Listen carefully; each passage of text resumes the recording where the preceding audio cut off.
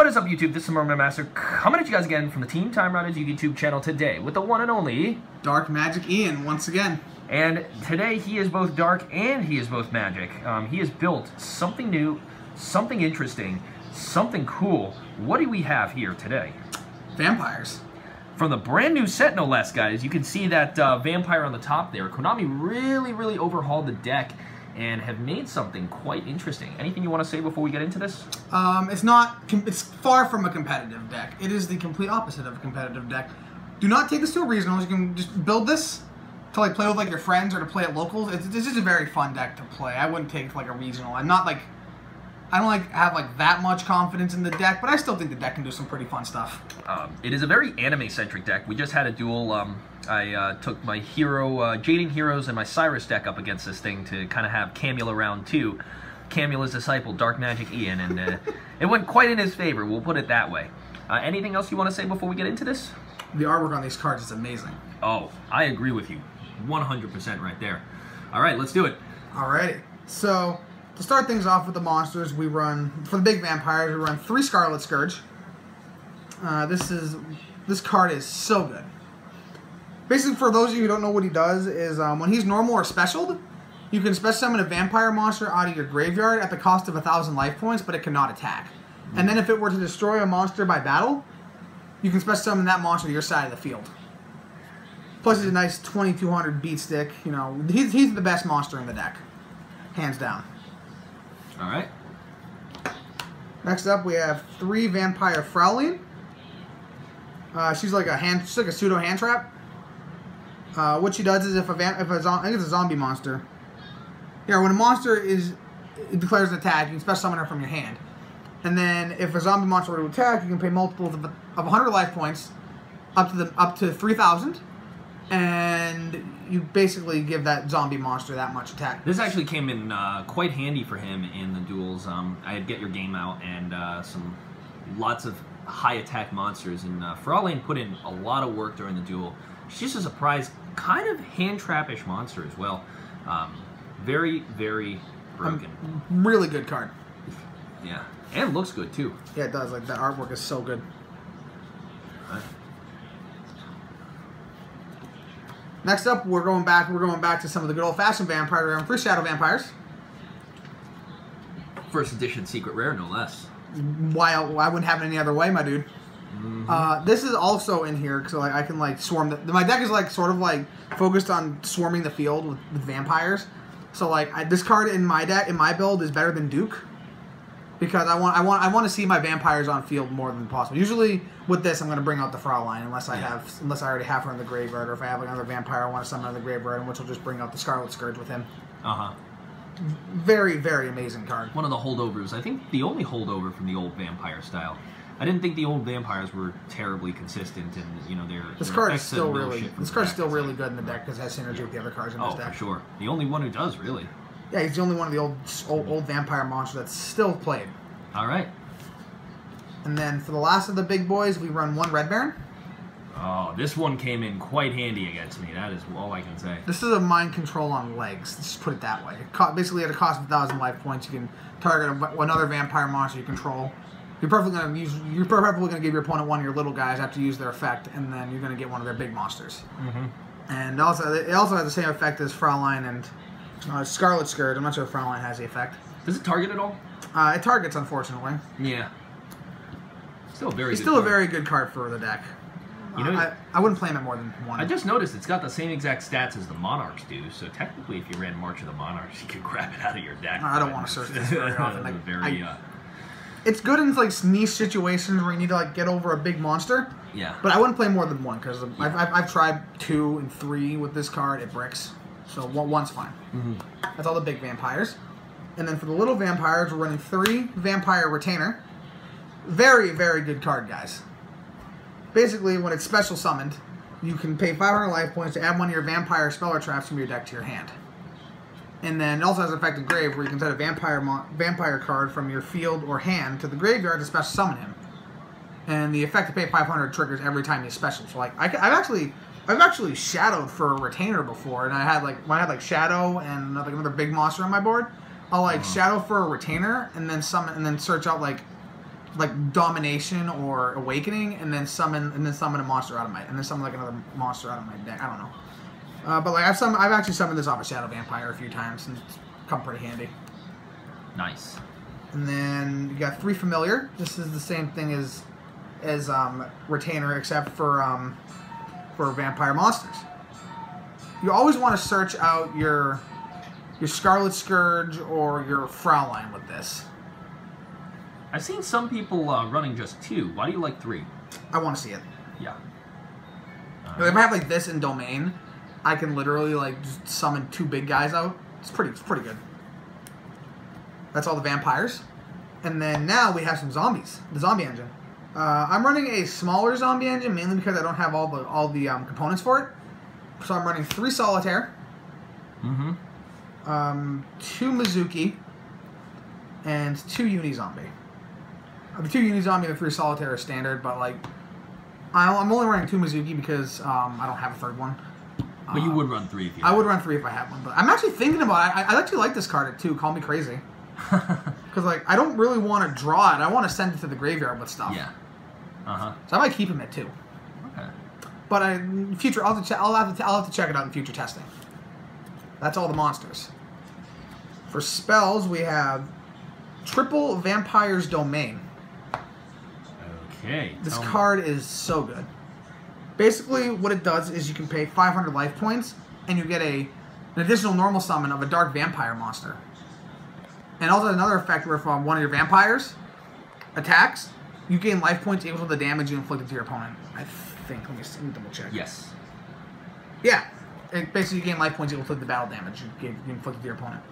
Very, very good. Do these effects stack at all? Like if you have 2 of them out, then you just gain that twice the amount? I've never had 2 out. I'd have to ask Earl if they stack. All right, cool. I'm pretty sure they don't, but I'll have to double check. All right.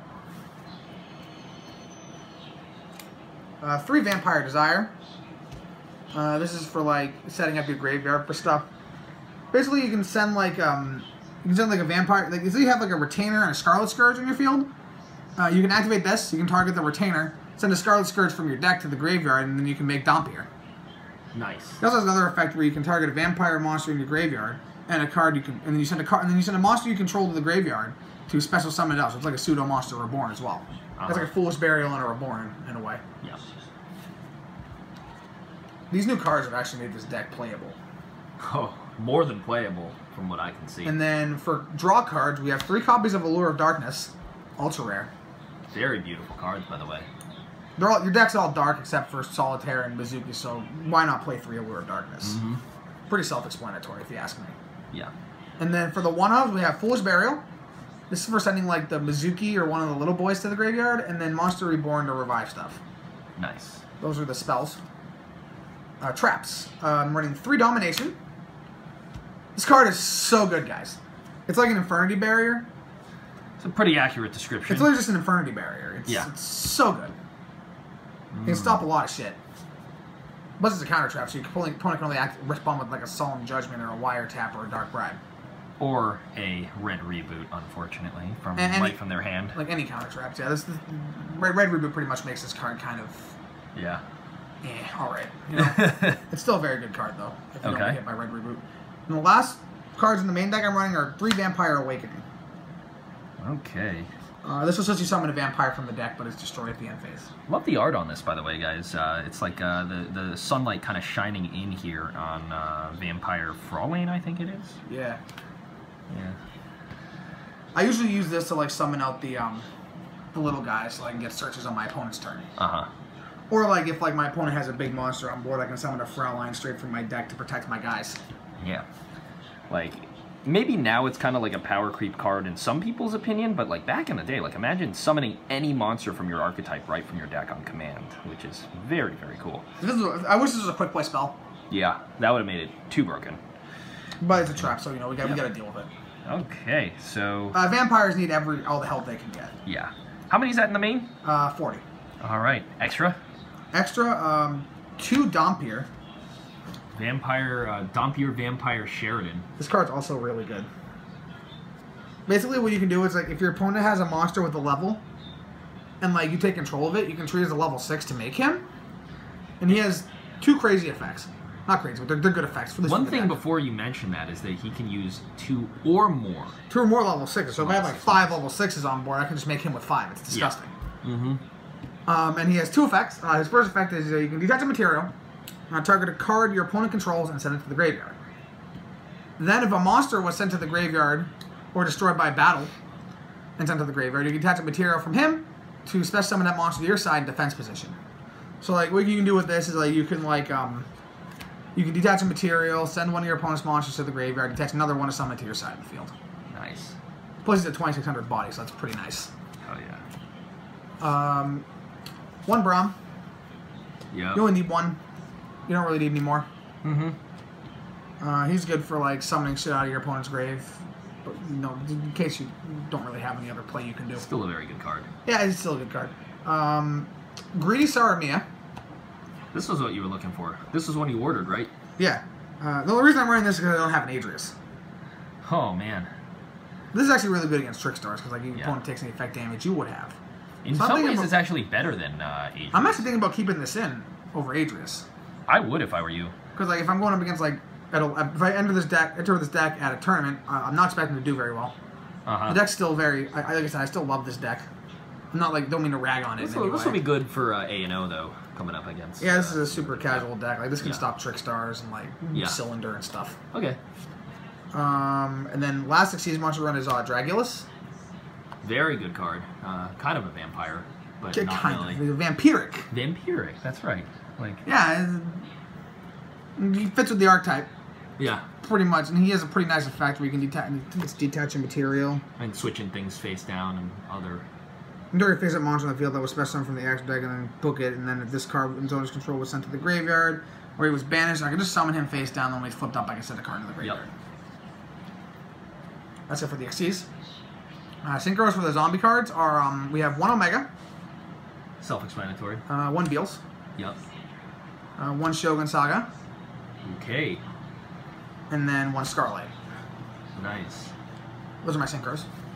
So why is Shogun Saga so important? Because we all know like the other ones, but basically you can use this by basically you use this with like a Uni Zombie and a Solitaire, and you have like a big monster grave. this thing becomes like 5400. It's disgusting. Dang. I use like beat over big monsters. Like this is like an out to Ultimate Falcon. If like my opponent has Waking the Dragon. Oh yeah, for sure. Unaffected by card effects. All right. And then for links we have 2 Sucker. Sucker.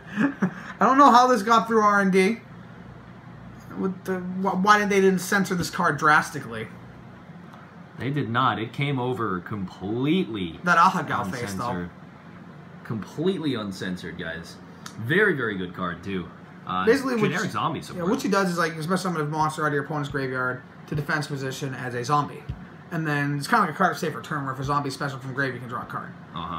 Her first effect is what makes her good in this deck, or her passive effect. Yeah. Which is you can use your opponent's zombies to tribute summon your zombies.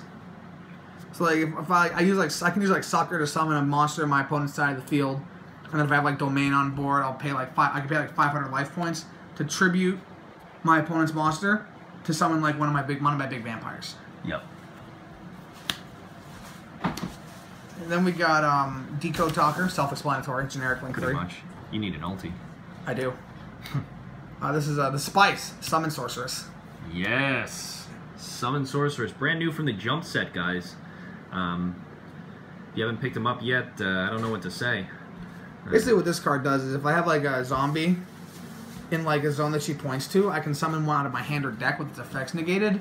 And like if I can make like a rank 5 or rank 6 with this.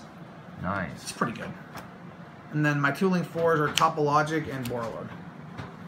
Good. Borrelord just out stuff, and Topologic is for like going for game. Why wouldn't you go for a Saryuja over Topologic? I'm running my Saryuja in a different deck.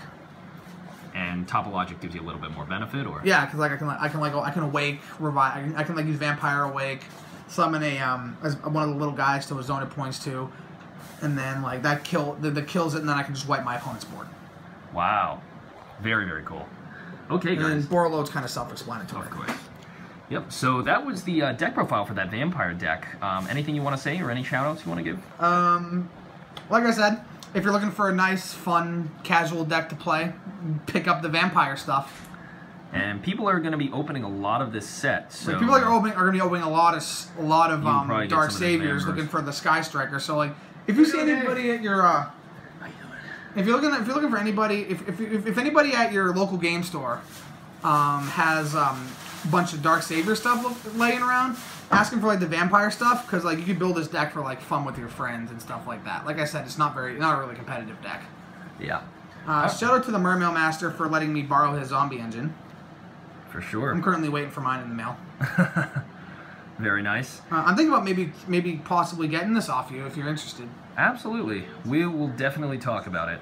And then that's about it. All right. Well, guys, thank you so much for watching this deck profile. If you guys enjoyed the video, please remember to rate, comment, and subscribe on the Team Time Riders Yu-Gi-Oh! Channel, and we are going to catch you guys next time. Peace out on behalf of the Mermail Master and Dark Magic Ian. All right. Catch you guys next time. Peace.